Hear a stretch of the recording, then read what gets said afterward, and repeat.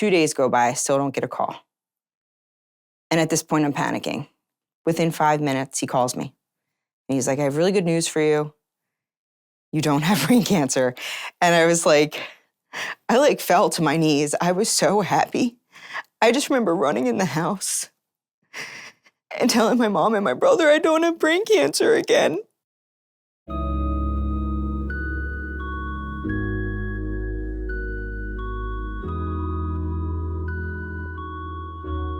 My name is Catrina, and I grew up in Willow Grove, Pennsylvania. How would you describe what your childhood was like? I had a very happy childhood. Growing up, I was always one that I could entertain myself. I didn't really need a whole lot to keep me happy. I very much kept to myself. Just good at entertaining myself. And my mom would always tell me that I never complained about anything, never cried about anything. I was just a really, really easy kid, really easy baby, really easy kid. What was your relationship like with each of your parents? Really good, really strong. My dad was the funniest person I've ever met in my life. My mom and I were always really, really close. Never ever argued with my mom. We always had a really good relationship. My dad had great sense of humor. That's where I get my sense of humor from. So just like the jokes growing up. It was just very, very healthy, very happy family. Is there one that stands out that you think about, like a joke that he would make? Yes, I have a lot. But I don't know if they're like the best to talk about on camera because they're kind of gross, but it just comes from, like growing up, how we were raised. But my dad just he always just had a great personality. I'll just leave it at that. Yeah. Holding out on us. There's one? Maybe there's one? I remember when we would go to like Sears or like Walmart as kids, and my dad would do this thing when we would take corners. It was like very soldier style, like sharp turns, really sharp turns. And then he would lay on the ground on his back and wave his arms and his legs in the right in the middle of the store, and he'd call himself the Boll Weevil.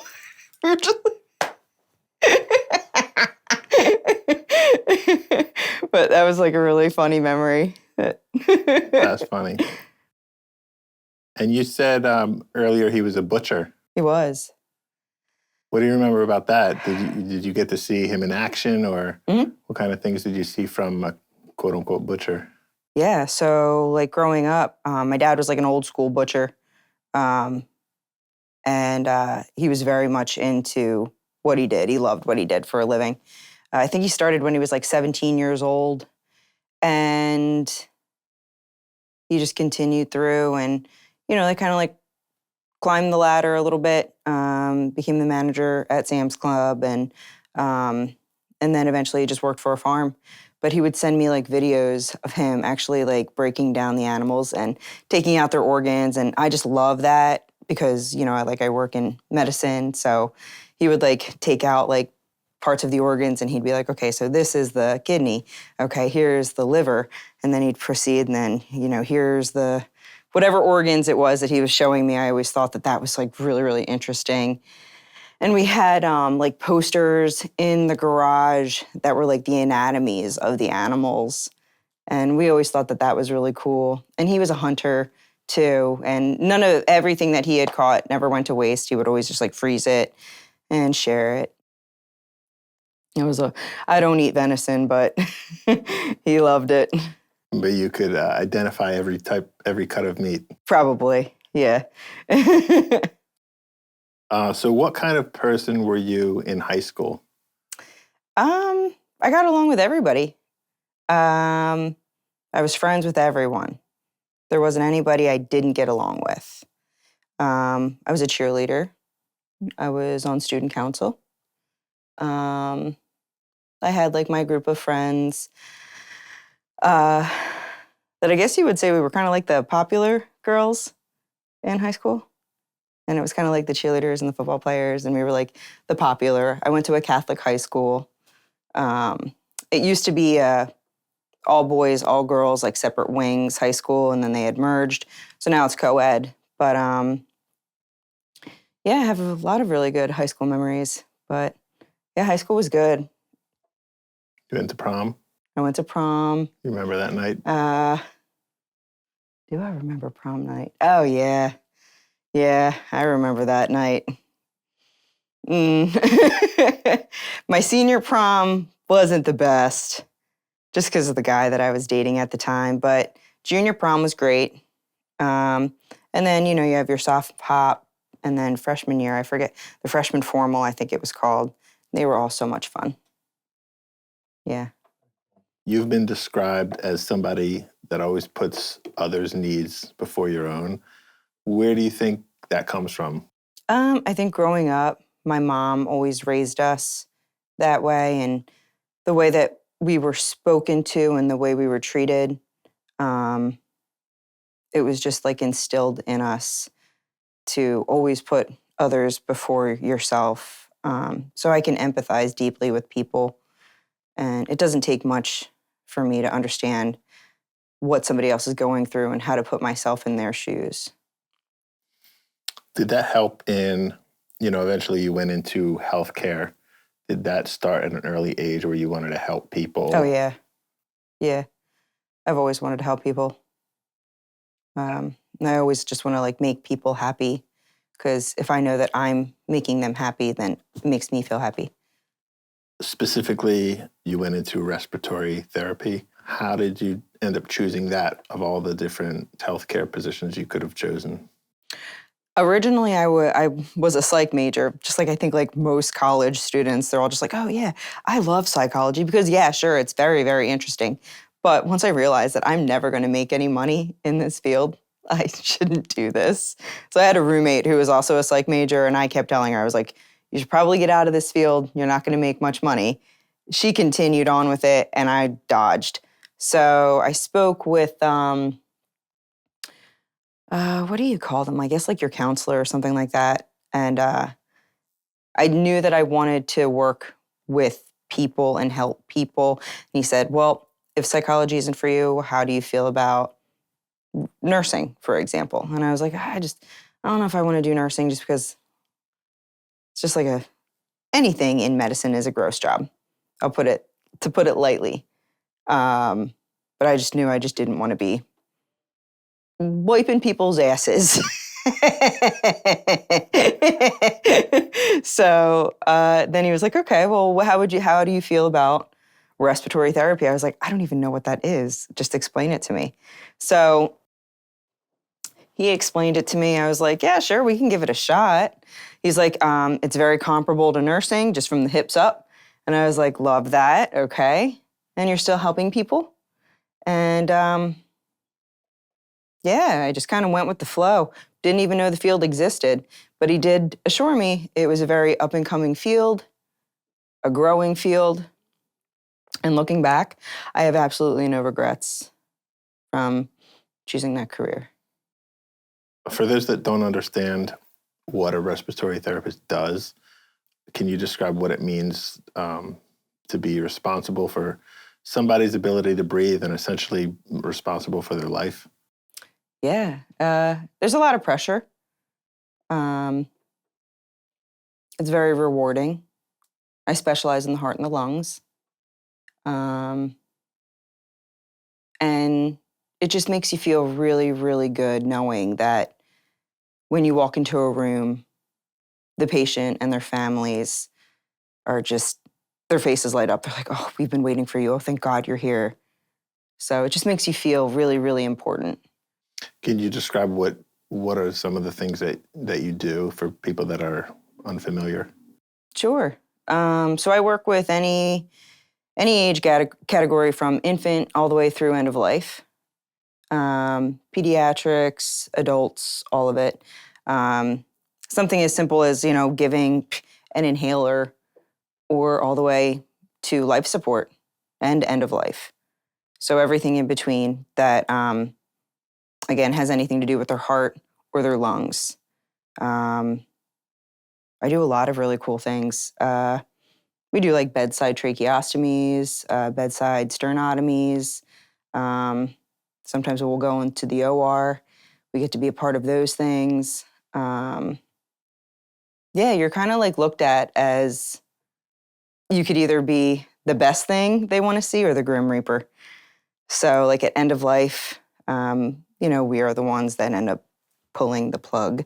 Or, we're also the ones that will literally bring your loved one back to life and keep them alive. As long as you want us to, we will keep them alive.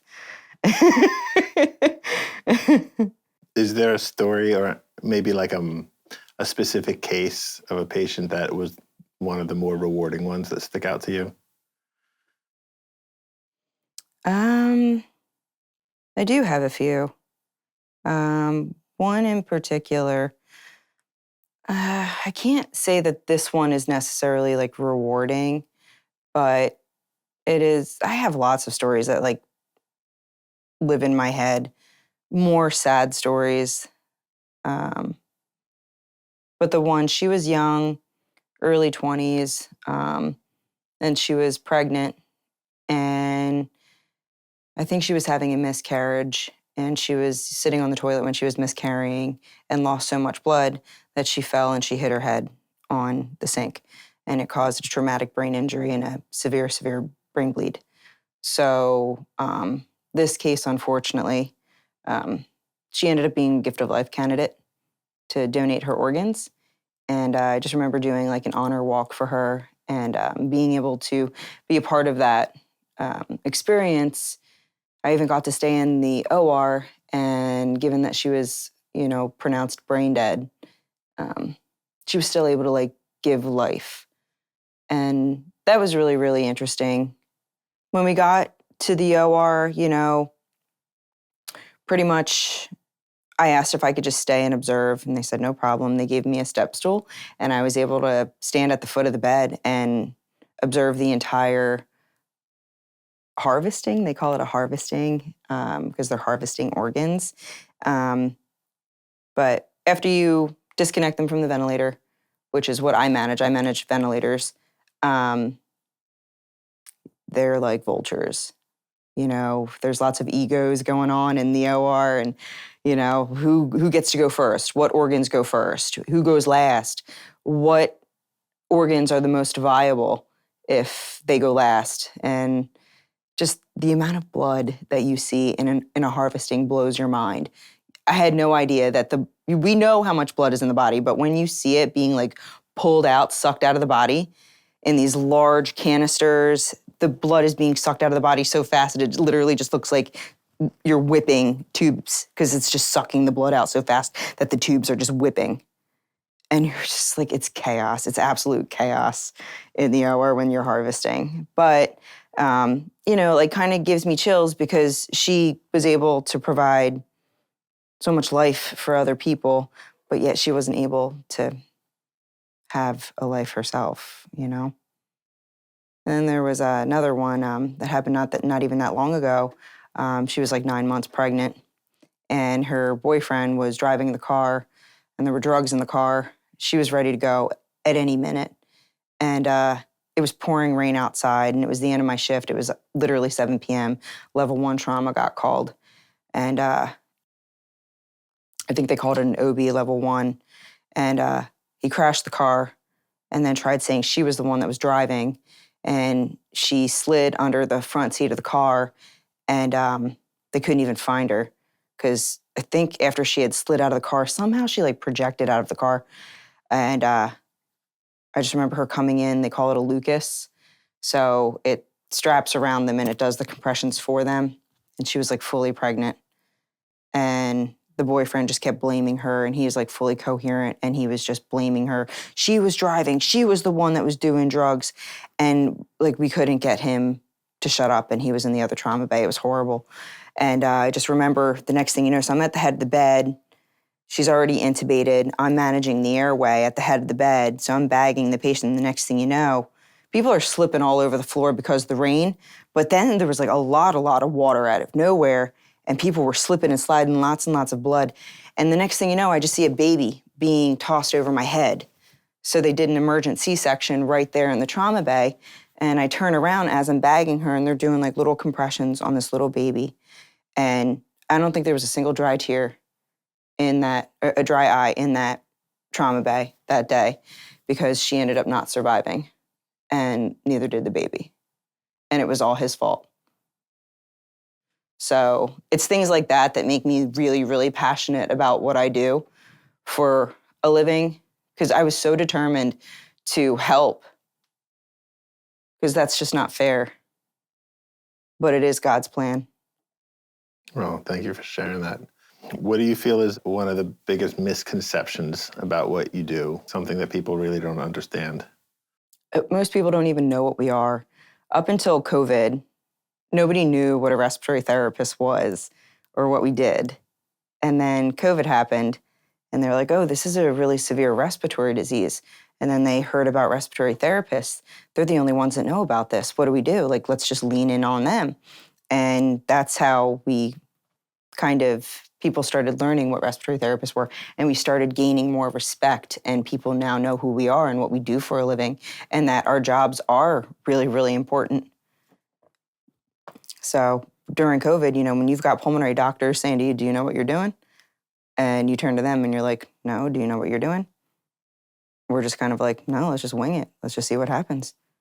So unfortunately, COVID was like an experiment. And we learned very quickly what you should and shouldn't do. So that was very, very interesting, that whole experience. And we finally got the recognition we deserve. We were always the unsung heroes. You have a really big heart and the best intentions for people. And what you've described seems like you do have the ability to really make a difference and save lives. Do you feel that there's a kind of like a roadblock sometimes with just the whole medical system that kind of puts you in a position where maybe people are disappointed in you?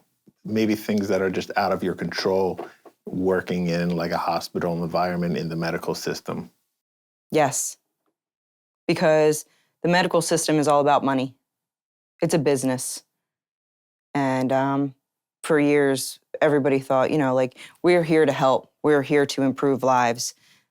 But at the end of the day, it all comes down to money. Something as simple as a medication that I know that my patient needs, and I make a suggestion for it, and I get pushback because of the cost of the drug. I don't care how much the drug costs. This is what they need. So at the end of the day, I only have so much say until I push and I push and I push. And I know that a lot of people in my field won't take those extra steps or go the extra mile that they should to get the patient the care that they need. So I just remind them, if this were you or if this were your loved one in that bed, what would you want? So you have to fight for it, because I also believe in karma. So there's been some pretty traumatic cases that you've worked on. How do you process that emotion, the emotional weight of doing that, and kind of what keeps you going? It's actually a really good question. Unfortunately, when you work in medicine for so long, you do become slightly desensitized to certain things. But you can't let medicine completely desensitize you, because then you're not going to know how to empathize for people or how to put yourself in their shoes. So I think really the things that traumatize me the most are pediatrics, babies, infants. I have had babies die right in my hands. And that's really, really traumatizing. I've had teenagers that committed suicide, and, just seeing that, and then how their parents respond to having to identify them right there in the trauma bay is horrible. Like hearing a mother's wailing cries. It's like the sound you'll never forget. So things like that, you can't forget sounds of the cries of parents when they lose a child. That's probably the hardest part of my job. At what point did you start running marathons? Okay, so I started off with like track and field when I was like, I don't know, 8, 9 years old. My parents got me into it. and I loved it. And I was always very athletic growing up. I always played sports, volleyball, soccer, softball, track and field. Um, then I got into gymnastics, cheerleading, um, all of it. I think I tried pretty much every single sport, but running was like, that's where I found like a lot of happiness when I would run. I'd be able to like clear my mind, and it would give me such a high afterwards. So I really got into the distance. I'm going to say it was like 2011, 2012-ish is when I really started going distance. And I kept challenging myself more and more and more. And I started off with small goals, and then they were getting too easy. So I started challenging myself more. And I'd say, I'm going to add an extra 2 miles onto this, or I'm going to, you know, add an incline, or I'm going to go somewhere else where I can explore and just kind of get lost. So I would go get lost when I'd go running, and then I'd have to find my way back. And that was always fun. What's the difference between going on a run just on a regular weekday at 5 miles or doing 15 miles? What's the difference? 5 miles was just like a workout for me, like a quick workout. I'd be able to get it done in under an hour. Whereas like a 15 or a 20-mile run would be more for when I was really training for like full marathons. And you have to carve out your whole day. You know, you wake up early, you have to meal prep ahead of time the night before, make sure you're following a very strict diet, making sure you're very hydrated, your electrolyte balances, everything has to line up or you're gonna feel like absolute shit. So, yeah, I remember my mom we would go up to 73, and we would pack a cooler of like oranges and pretzels and lots of water, some Gatorade. I'd have my goo packets, like all of that with my electrolytes all around my running belt. And like every 3 miles, you know, she would go and park the car, and I would knew where she would be. And if I needed anything, you know, I would just raise my hand and she'd run and give it to me. And then I would continue running all the way down 73 and then all the way back up. And that would be like a 20-mile training day. And she would just be with me. What does it feel like to run? What's the experience like for you to do 15, 20 miles? You feel really, really good afterwards. You take a nice long hot shower and your body just feels really good. Your brain feels good. Your mind feels good. You just feel very happy and balanced. And then you kind of feel like high and just really, really happy because it's just like bursts of endorphins. And you did a bunch of marathons in a whole bunch of different states. How many did you end up doing? Like over 25, including an Ironman. Yeah. What was one or two of the more favorite ones that you did? Definitely Hawaii. I did the Kauai Marathon, and that was just absolutely gorgeous. I just wanted to stop and just look around, but I would just slow down. I wasn't going for time in Hawaii. I was just going for the experience. I needed to kind of like represent Philly. But that one was really, really beautiful. Absolutely gorgeous day. The beginning of the marathon, they make it rain as like a blessing. So they like play the drums and they do this like chant. And then it just rains for like a minute. And then that's their way of saying that the heavens are like blessing you for this marathon. And then after the chant is over, it stops raining. It's amazing that they can make it rain. Like, how do you make it rain? So cool, just so cool. And then, you know, Lake Placid was also in New York for Ironman. That was a crazy experience, and I'll never forget riding that bike, how hard I cried. I was crying, and I was like, yep, this is going to be the last one, and that's okay. I'm going out with one last hurrah. It was a triathlon. Yeah, that was really, really hard. But it was fun, and I got my medal. After a while, there was a day when your mom hadn't heard from you in several hours, and she came over to your house to find you. What can you recall about that day and what you remember experiencing? I don't remember any of it. Um, so there's like chunks of my life, unfortunately, that I don't remember at all. Um, and that's okay. Uh, but I'm going to say about 2 months. So I did the Neptune challenge. That was an ultra marathon. And then it was like a month later, I did Ironman, or it might have gone Ironman and then the Neptune challenge. I don't remember. So both Ironman and Neptune challenge, I had large moments where I just like blacked out and I don't remember anything at all from those experiences in my life, which is unfortunate because I trained so hard for them. But I do remember bits and pieces.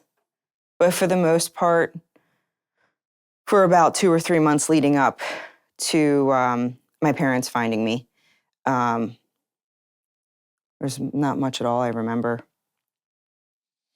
But on that day, I don't remember anything from that day at all. what were you told?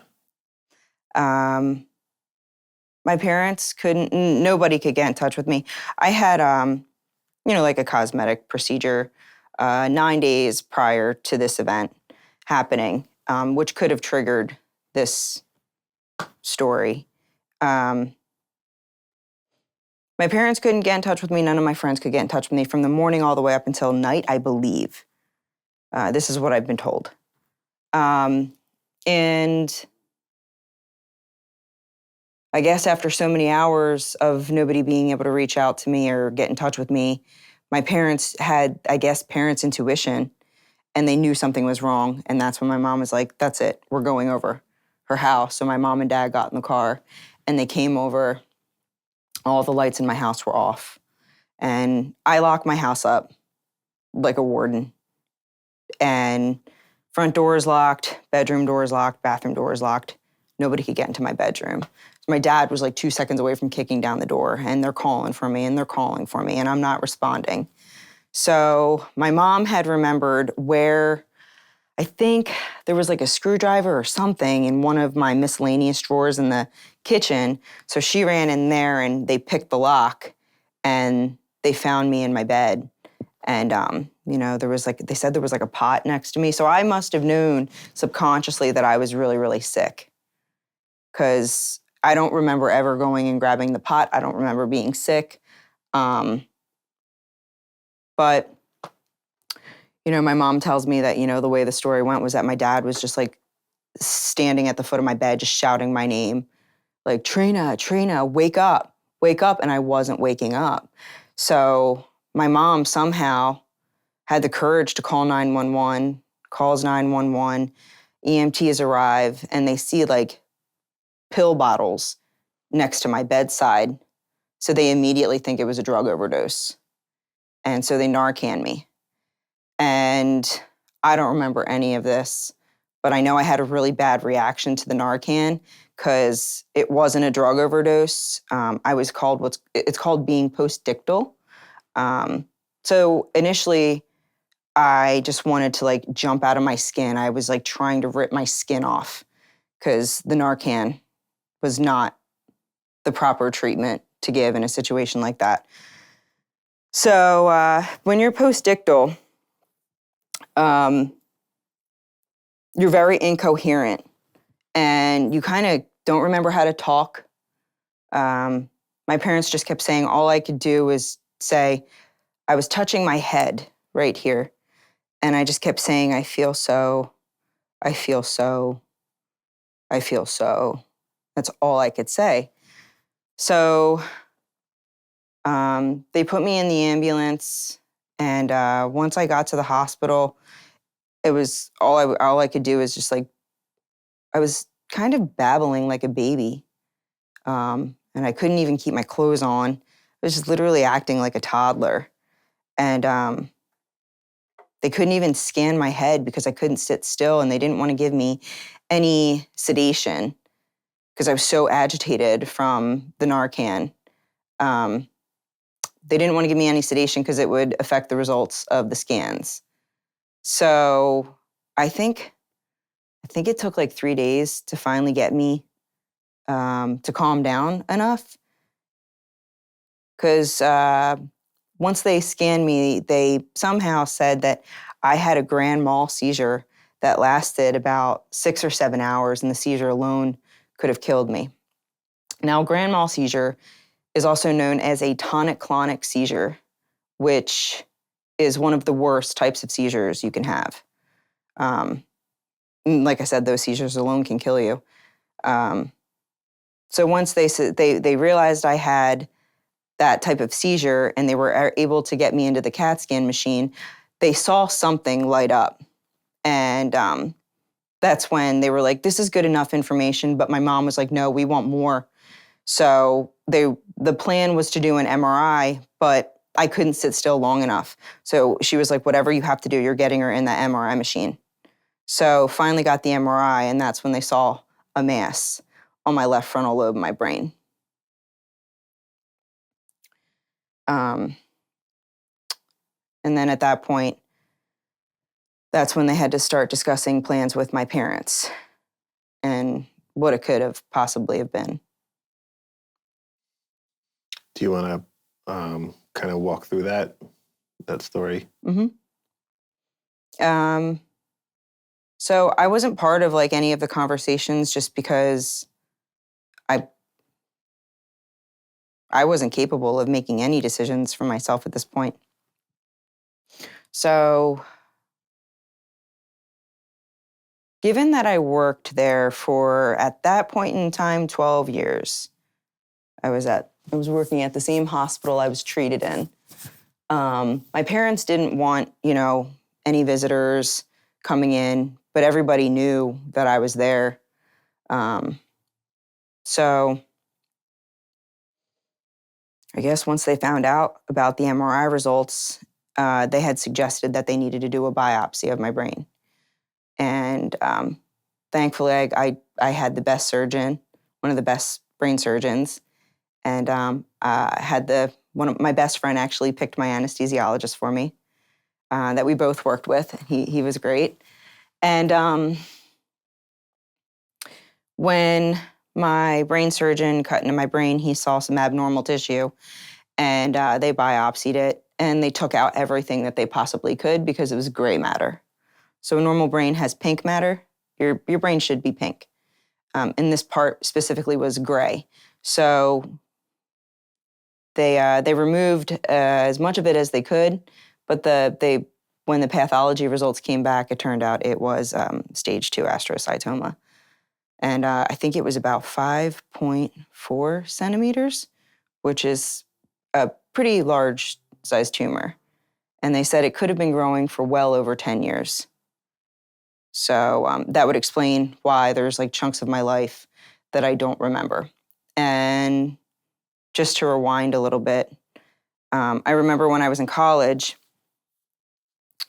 I was sitting at my computer typing up a paper at my laptop, and I just remember this really weird sensation in my forehead, almost like something was like expanding in my head. Like it felt like my bones were growing.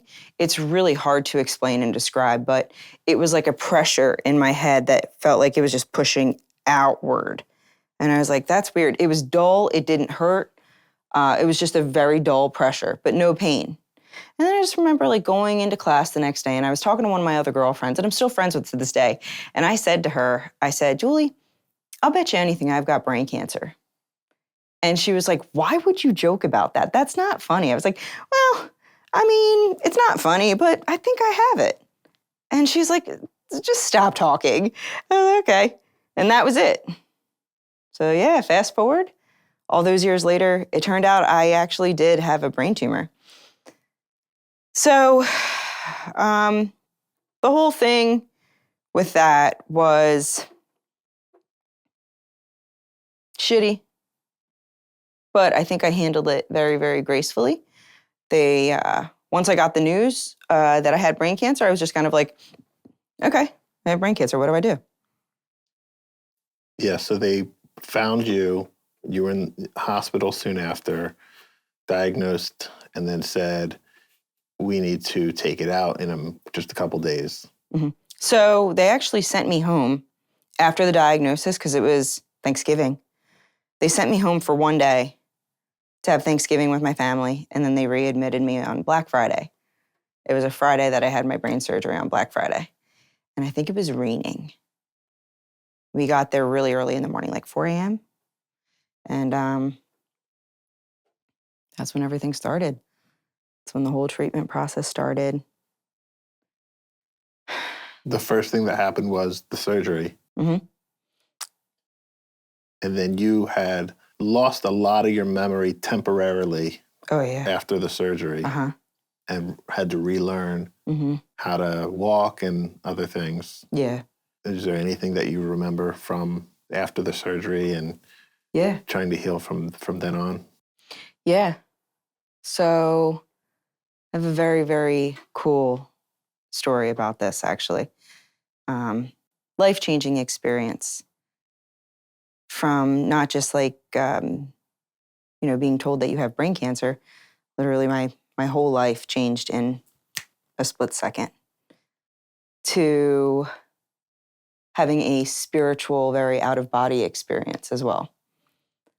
So I believe it was the same day I had my brain surgery.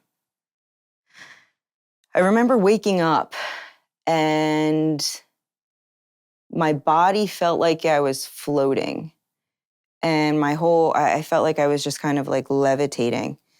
And I saw nothing except for this warm blue, sunny sky. And it felt so good. It was just beating on my chest and beating on my face. And it felt so warm. And I felt so happy. And the word happy is just such an understatement. Like, there's no word in the English language that can describe the feeling. Nirvana, euphoria, none of it describes the feeling that I felt. But I know that I felt God and what it felt like to be on the other side.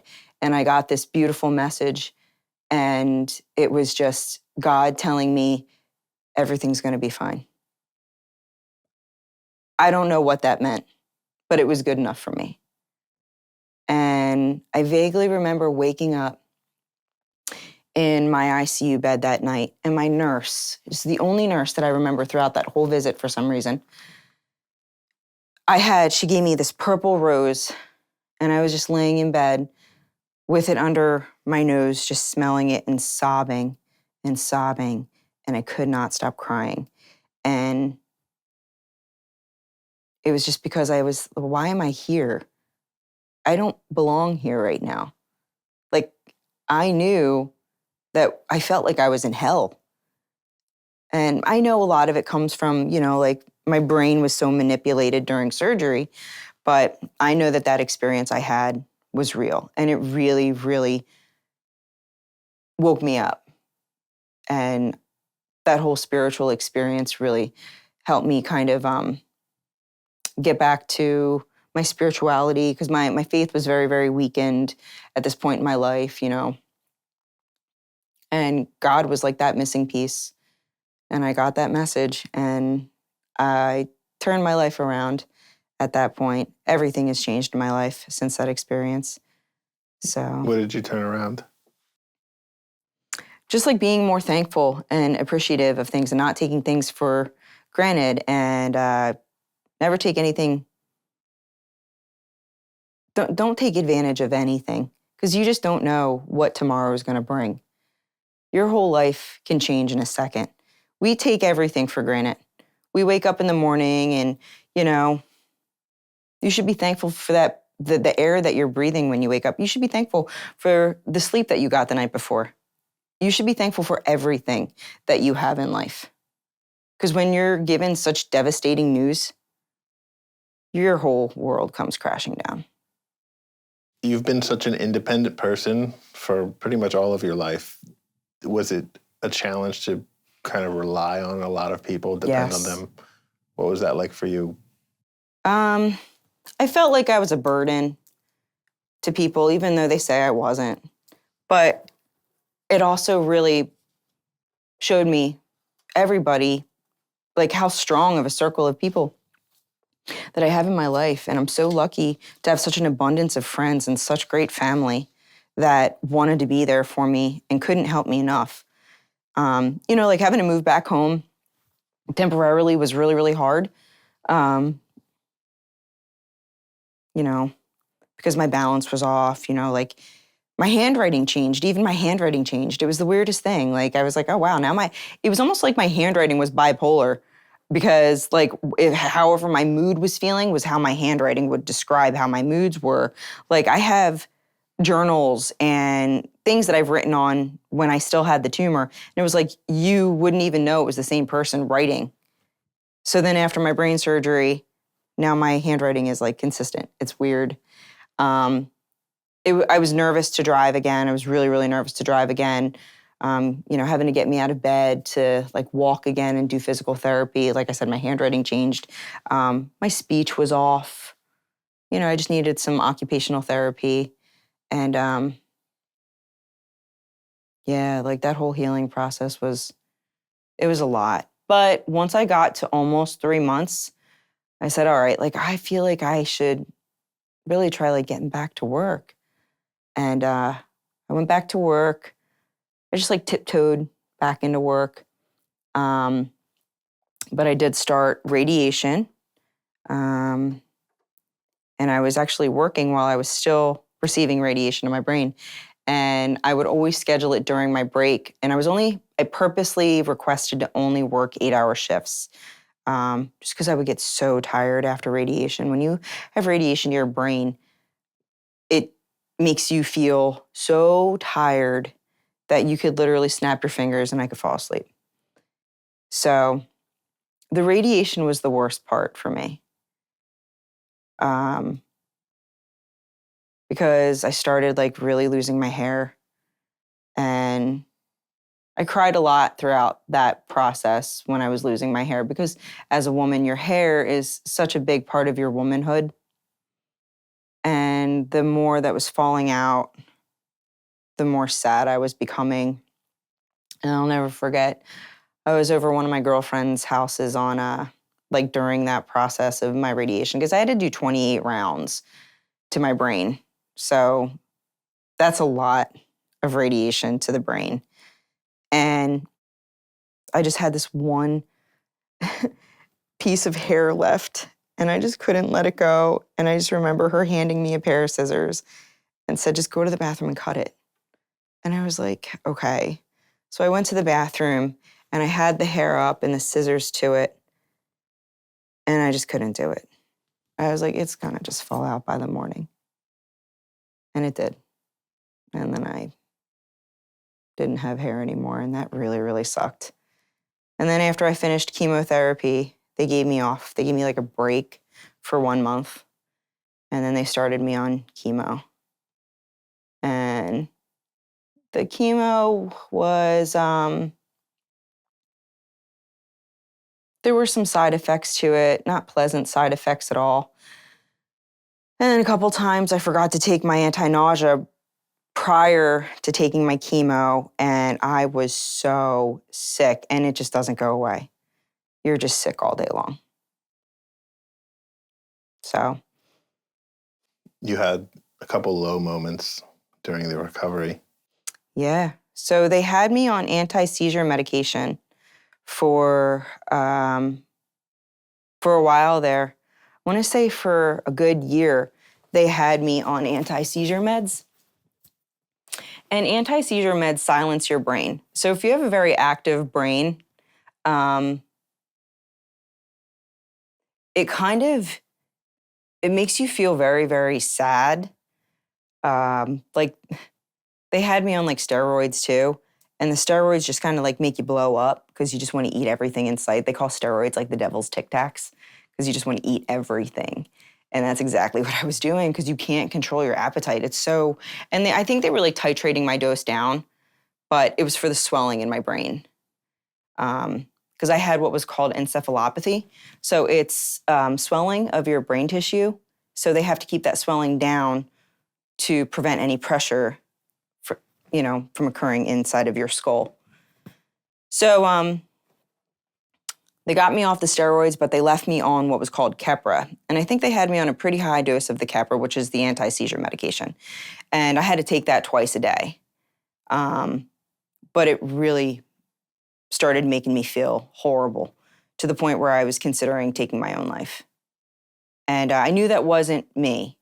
I was like, this isn't my personality. I'm a happy person. I'm a bubbly person. I'm always known as the girl that's always smiling. And people always saying to me, how are you smiling all the time? Like, everything that you've been through, why are you always smiling? How do you do it? If you could bottle that up. And I'm like, I don't know. And that's when I realized I was like, I have two options: have another seizure or end your life. And I was like, I'd rather have a seizure. So I just remember sitting on the side of my bed, just like contemplating how to take my own life. And I was like, well, I don't want to make a mess. I don't want my parents to find me. How do I go about doing this in the neatest way possible? And I was like, maybe I could just like take all my pills. So I think I'm just going to take all of my drugs that I have in the house right now. Like I had, like my sleeping pills and things like that. And then I just kind of like came to and I was like, what are you doing? Like, you're not doing this. Stop. It's the drugs. So I ended up doing my research and I found that Keppra does silence the brain and it can cause severe depression. It can also cause Keppra rage. I remember moments of my life where I wasn't just really, really depressed and wanted to take my life, but I just remember wanting to punch holes in every single wall. I remember being in my shower one night and all I wanted to do was just punch holes all over my shower for some reason. I was so angry. And I just knew that that's not who I am. So once I did my research and I discovered that it was the anti-seizure meds that were making me feel like this, I just stopped taking them cold turkey. And I told my neurologist and he got really, really upset with me. He's like, oh, standard protocol, you have to be on these medications for at least 2 years. And I was like, well, I'm not gonna be around in 2 more years if you keep me on these pills. So he was like, all right, let's try another medication. I was like, okay. Side effects weren't as severe, he said. I said, all right, let's give it a shot. It's called Topamax. I started taking the Topamax. I was feeling good. I lost 10 pounds on it because it actually aids as a weight loss type of medication, which was good because I had gained so much weight from the steroids. I feel like to this day, I'm still trying to take that damn weight off.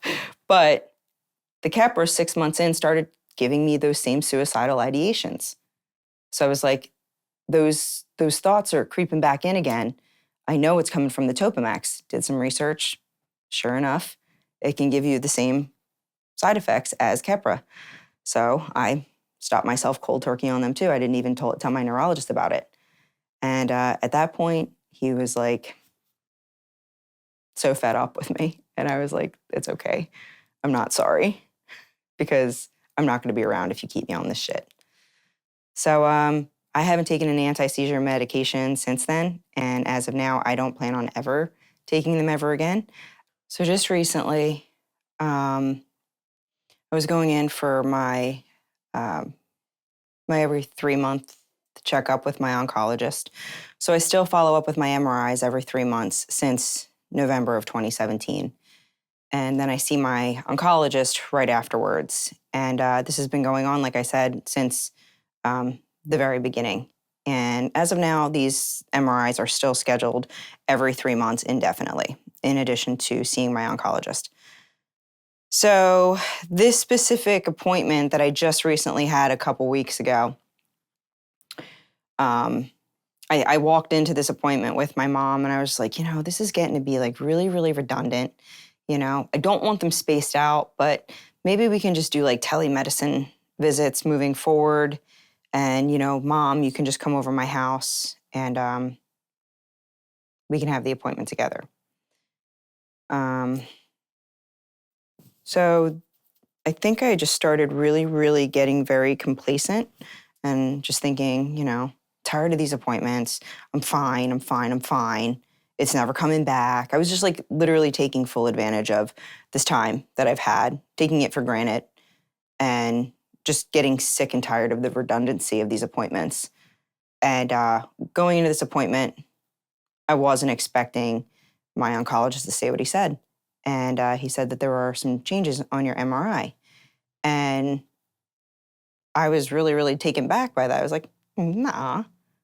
I was like, I saw the impression because we have these portals that we use and you get to see your results before your doctor even sees them, which I think is good and bad.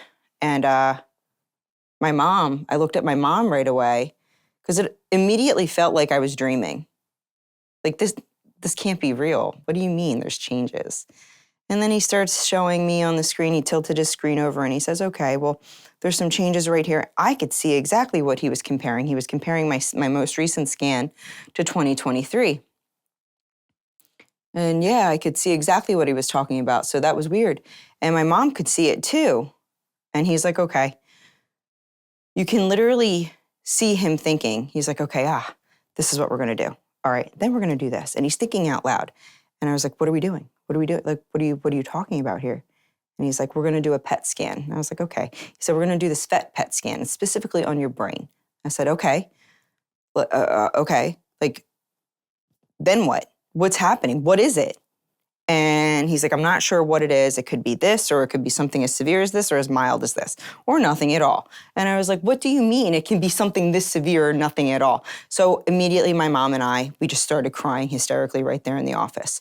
And my oncologist is staring at me. And I'm like, what is he thinking? He would not take his eyes off of me.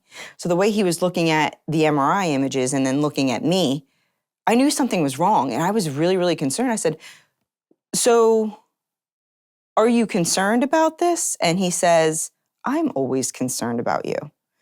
And that, to me, my heart dropped. And I mean, that's okay that he said that to me.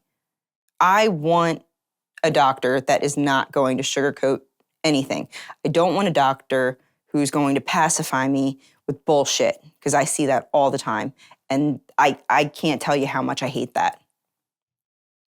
So I'm glad that he's a straight shooter and that he had flat out told me the worst case scenario to the best possible case scenario. Left the office in tears. He said that the office would call me with my appointment for the PET scan. 2 days go by, I still don't get a call. And at this point, I'm panicking. So I reach out to them and I said, what's going on? Haven't gotten a call yet. I need to get the scan done now. And they were like, okay, well, we got you on the schedule, for September 9th. And I was like, September 9th? I can't go that long knowing that I might have brain cancer again, which in that case, when brain cancer comes back, it comes back higher graded. So it would be worst type of brain cancer I would have had. So I started going to really dark places again. And I started thinking about my funeral. I started thinking about laying in a coffin. How would I look in a coffin? I started picturing myself in it and how many people would be at my funeral. And then I started realizing I don't want to go through that again. I don't have kids. I'm not married. You know, I have lots of assets that I could leave to my niece and my brother. And at that point, like given the experience that I had, that very out-of-body experience, I was trusting God's plan and I was listening to his word. And I said that if this is your plan for me, let's not intervene with medicine this time. Let's not have all these surgeons and everybody playing God. Let's just let the process do what it does. And, you know, my mom was like, you know, whatever this is, we're going to fight this together. And I was like, Mom, we're not going to talk about any of this. Because I hadn't told my mom that even if it ever does come back, I don't want to go through that again. It's not an easy road. I don't want to have my brain picked at again for the rest of my life. I don't want to undergo treatment. I don't want to lose my hair. I don't want to do any of it ever again because it really was not pleasant at all. Then they finally got it scheduled and they just said, you just got to call every day to see if you can get it pushed up. I said, all right. So I finally was able to get through and they were like, yeah, we can actually scan you on the 3rd of the month. I was like, thank you. So I had to go downtown. I had the PET scan and I kept checking my phone because I knew the results were coming through soon.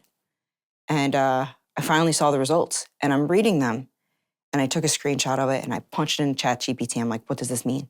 And from what I was reading, I was like, this all looks good. Measurements are all the same. And then ChatGPT was telling me, I know it's not my doctor or anything, but it's saying that these results are reassuring. And I was like, okay. So I messaged his nurse really quick. I said, my results are in. Please have him get back to me ASAP. Within 5 minutes, he calls me. And he's like, I have really good news for you. You don't have brain cancer. And I was like, I like fell to my knees. I was so happy. I just remember running in the house and telling my mom and my brother I don't have brain cancer again. And I was so thankful.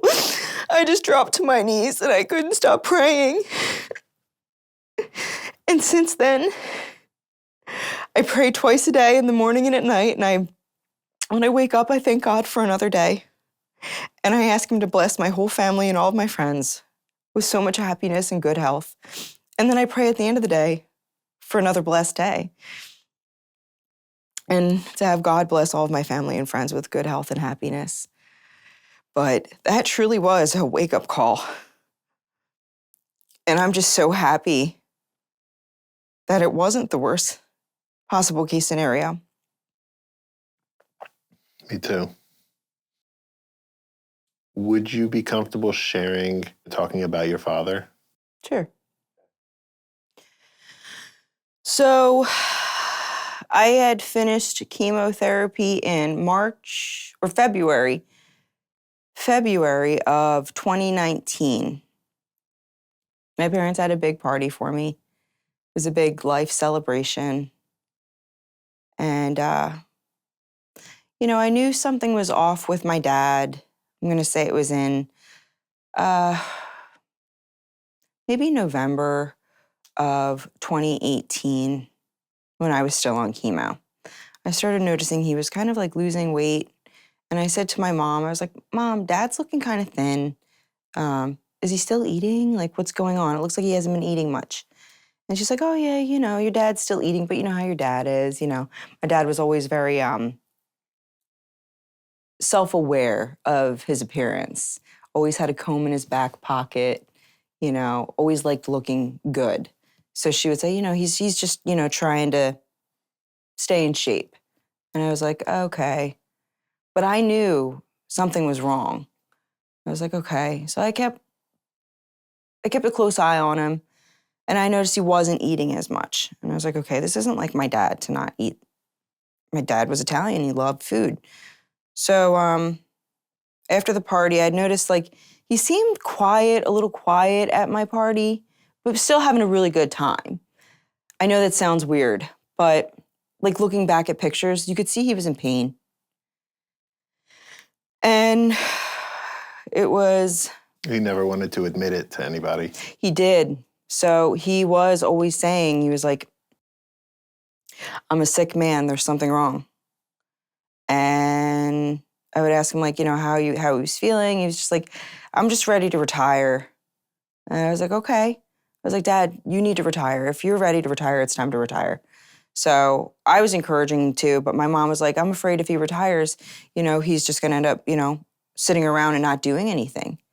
And, like I learned in, my sociology class, there's research out there that says people that retire and they are stagnant and they don't move around a lot, don't stay active, statistics prove that they die within 2 years. So my mom didn't want that happening. So she was pushing him to continue to work. He cut back his hours and he finally was just like, that's it, I'm just retiring. So we had a little retirement party for him at my house. And I had already finished chemo at this point. I was 9 months out from finishing chemo. Dad retires 2 weeks after he retired. He was also diagnosed with stage 4 cancer.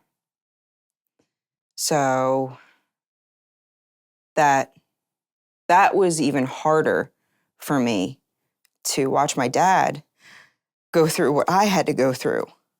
It was much harder. And where was his cancer? He had stage 4 lung cancer that had metastasized.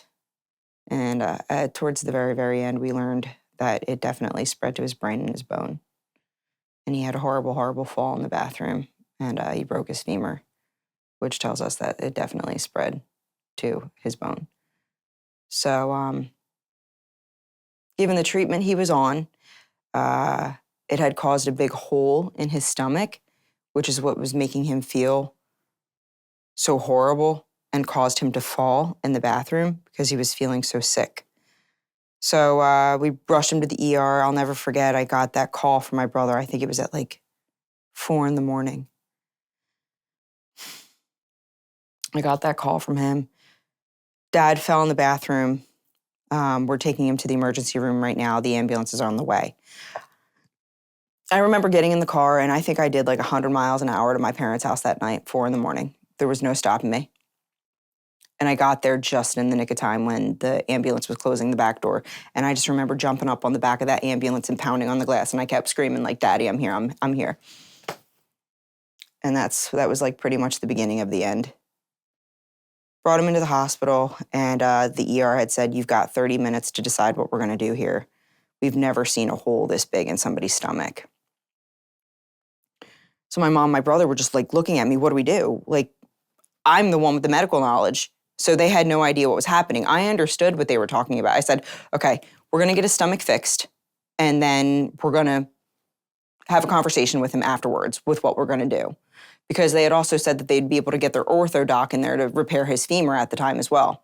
Well, he comes out of the OR, and they said, "Oh, we weren't able to get the ortho doc in, so they weren't able to repair his leg, but they were able to repair the hole in his stomach." And that really pissed me off, because they got him off of the ventilator just to bring him back down to the OR the very next day to re-intubate him, put him back on the ventilator, and repair his leg. I said, none of this makes any sense. I was pissed off. So he ended up having an open belly. I don't want to like get into like all of the graphics of this just because that's a little too hard for me to talk about. And, you know, he was in and out of the ICUs. And then we got him down to like a med surge floor, and he was doing physical therapy. And I just remember him saying, "I can't do this anymore." Like, he just was not tolerating physical therapy. He was just too weak. And I just remember it was maybe midnight. We were at the hospital still. And he says, "Trina, I just want to go home." It's all right. "You ready to go home?" And he said, "Yeah." So we brought him home on hospice. My dad was only 64. And he didn't even want to sing happy birthday because he knew it was going to be the last birthday he'd be with me. So we didn't sing happy birthday, which was fine. And 9 days later, he passed. But that whole experience, it was like we were on like 2-hour shifts at a time where we were all taking turns, like 2 hours at a time. None of us were getting any sleep, just around the clock care, because we had to bring him home with an open belly. And they did repair his leg, but the pain he was in, I just kept dosing him, morphine and morphine and morphine, as much as he wanted. I was like, "As much as you need, Dad. Just take care of him, make sure he was comfortable." And he actually had passed on my mom and dad's 34th wedding anniversary. So I feel he pushed through my birthday, and he made it till 34 years. But kind of full circling back to how funny my dad was. My dad liked to smoke pot. And his time of death was 420. So it was almost like, don't cry, I'm still here. So it's weird, like numbers kind of come to me. I see the number 420 a lot. I see the number 1234. Whenever I look at the clock, it's 1234. So 1, 2, 3, 4. That number is like an angel number, and it means that you're going down the right path of life. So I'm going in the right direction. I see it all, just yesterday I saw it, and I snapped it on my watch and I sent it to my mom. You know, me and my dad, like our code was always 143. It's the Mr. Rogers for I love you. 1 is I, 1 letter. Love is 4 letters, and you is 3 letters, Y-O-U. So 143. And I see that number a lot too.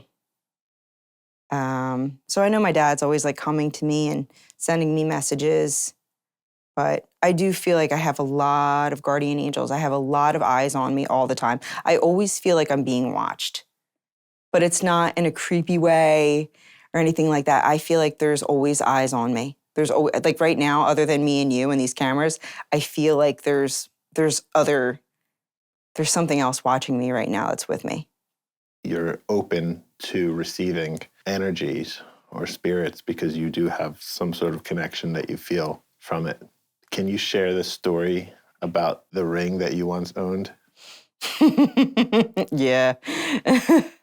Yeah. So there was this gold ring that my mom's mom, we called her Nanny, she got from her second husband. And it was like a cuff ring, so it was like a thicker band. And I thought it was really nice. I thought it was really cool. I was like, I'll wear that. So my mom gave it to me. And I guess my mom just kind of thought I was just gonna hold on to it and never wear it. But then I found it in my jewelry box and I was like, I'm gonna start wearing this ring. But the way I would wear it was like a cuff, because my grandmother had really, really thin fingers. So I would just wear it as like a cuff on one of these fingers that it fit on. And the one day my mom had said to me, why are you wearing that ring? And I was like, what do you mean? It was Daddy's ring. Of course I'm gonna wear it. She's like, okay. Like she thought it was weird that I was wearing it. And You think she knew something, or she just thought it was weird that you're wearing someone else's ring? I even asked her, I was like, why are you having such a strange reaction to this? And she was just like, I don't know, just kind of weird. And I was like, what's so weird about it? And she never really could give me an answer. So I was like, okay, I'm just gonna keep wearing it.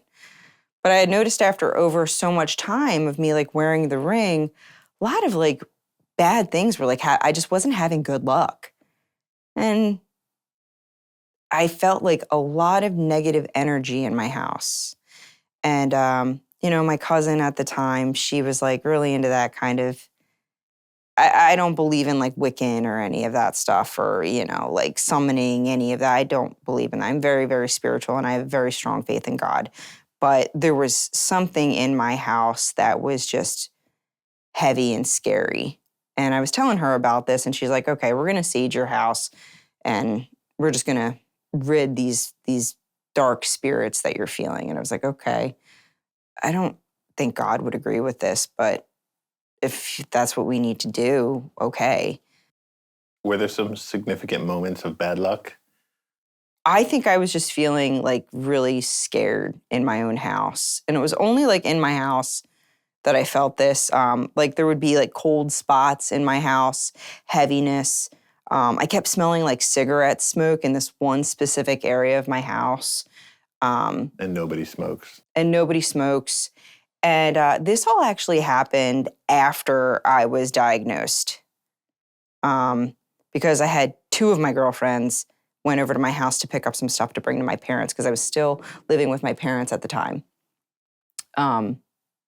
Temporarily living with my parents after the brain surgery.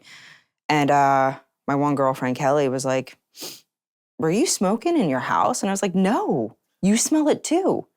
And then Megan said the same thing. She's like, your house was like an ice box and it smelled like cigarette smoke. And I was like, ew, I got the chills right now talking about this. And I was like, okay, so I'm not the only one that's feeling this. I'm not losing my mind. So my cousin comes over, she brings sage and I forget what else she had brought. And she had asked for a cutting board. And we put like these candles on the cutting board. And I was like, this is freaking me out. I don't like any of this. And she saged the house and she asked me to grab the ring. I felt the energy coming from the ring. So we put the ring on the cutting board and she like saged that. And she said, I want you to get rid of this ring. And I said, it's gold. I don't want to get rid of it. And she's like, you have to get rid of the ring. There's negative energy attached to this ring. And I said, okay. So I put the ring in a bag after we had saged my house. And she said, when you get back, you need to literally scream at these demons. And I was like, this is so weird and creepy. What do you mean I have to scream at them? And she said, you have to tell them that they don't belong here. This is your house. And they don't belong. Rid them of your home. I was like, okay. So I went and I remember running into the woods, deep, deep into the woods, about a mile into the woods. And I dug a hole about elbow deep and I put the ring in the hole by a tree. This way the ring would grow with the tree. And I buried it. And I ran back home. And I remember coming back home and walking into my house and just screaming, just like she told me to, just screaming, "This is my house. This is not your house. Get out of my home. This is my home." And as I was doing it, it felt like my voice was cracking. And I started crying. I felt like they were pissed off. It was like really negative energy. They were really, really angry spirits. And maybe it was just one. I don't even know, honestly. But it was almost like the second I had gotten it all out, like I felt like I said it enough, all of a sudden there was this sense of like peace in my house and happiness. And it was just strange. And ever since then, I haven't felt any of that negativity or those, I haven't smelt the cigarette smoke, no cold spots. It was almost like they're just gone. Whatever it was that was in my house was gone. But I also remember back like when my grandmother had passed, she had passed on Thanksgiving Day, I forget how many years ago. And I remember getting the call. I answered the phone. And it was my Papa John saying, Nanny just had a heart attack in the car. And I was like, what? And everybody's sitting at the dinner table. And I was like, oh my God, Nanny just had a heart attack? And my mom was like, what's happening? I gave her the phone. And that same night, I just remember we went to the hospital. I got home from the hospital and I felt something behind me. And I turned around and in the doorway, it was just like a cloud, like a white cloud in the doorway. And I'll never forget it. And I just know it was my nanny who was coming to me. She was making her way around to everybody. So, yeah. Well, I don't know if you know it or not, but you're a good storyteller. Oh, thanks. This is not easy stuff to talk about that you've been through, so I really appreciate you, opening up and sharing your story. Sure. My pleasure. Thanks for giving me the opportunity to share.